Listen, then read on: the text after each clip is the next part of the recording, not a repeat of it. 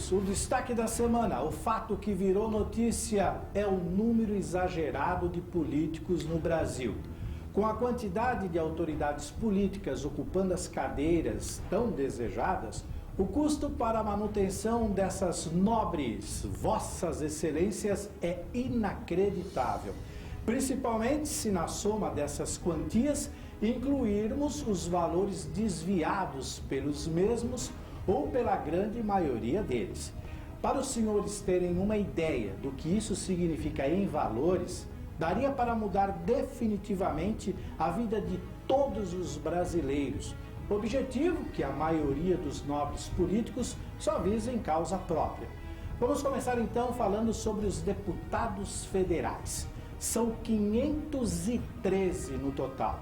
O artigo 45 da Constituição Federal determina que o número total de deputados, bem como a representação por Estado e pelo Distrito Federal, deve ser estabelecida por lei complementar, proporcionalmente à população, procedendo-se aos ajustes necessários no ano anterior às eleições, para que nenhuma das unidades da federação tenha menos de 8 ou mais de 70 deputados.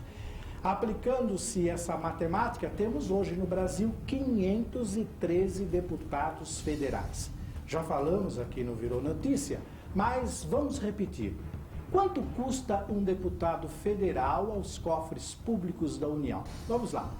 R$ 33.700 de salário, R$ 94.300 de verba de gabinete, R$ 53.400 de auxílio paletó, R$ 5.000 de combustível, R$ 22.000 de auxílio moradia, R$ 59.000 de passagens aéreas, R$ 17.997 de auxílio saúde, R$ 12.100 de auxílio educação, R$ 16.400 de auxílio restaurante, R$ 13.400 de auxílio cultural, fora o auxílio dentista, auxílio farmácia e outros. No total, eles custam mais de R$ 320 mil por mês cada um.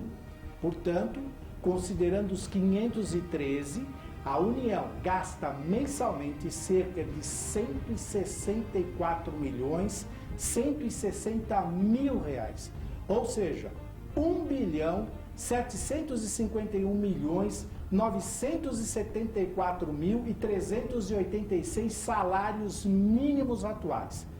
Claro que não podemos deixar de fora dessa contabilidade todos os altos custos para manutenção, infraestrutura e apoio aos confortáveis e luxuosos gabinetes com outros tantos funcionários públicos. Enfim, isso tudo por mês. Aí podemos fazer as contas por ano ou por mandato. Posso garantir ao senhor e à senhora de casa que se trata de uma fortuna quase que incalculável. Somamos a isso os valores desviados dos cofres públicos da União pelos nobres deputados que, na sua grande maioria, estão envolvidos até o pescoço na Lava Jato e outras operações da Polícia Federal, que a cada dia aumenta mais. Muito bem. Para que tanta gente lá dentro, se quem trabalha para o povo e para o país é a minoria? Sim, eu disse a minoria, pode até parecer mentira, mas existem ainda alguns políticos honestos que trabalham para o nosso povo e para o nosso país. São poucos, mas eles existem. Para que gastar tanto dinheiro com tantos ladrões que usam a máquina do governo para benefícios próprios? Pagamos para sermos roubados. Somos uma nação de bananas diante dessa vergonha.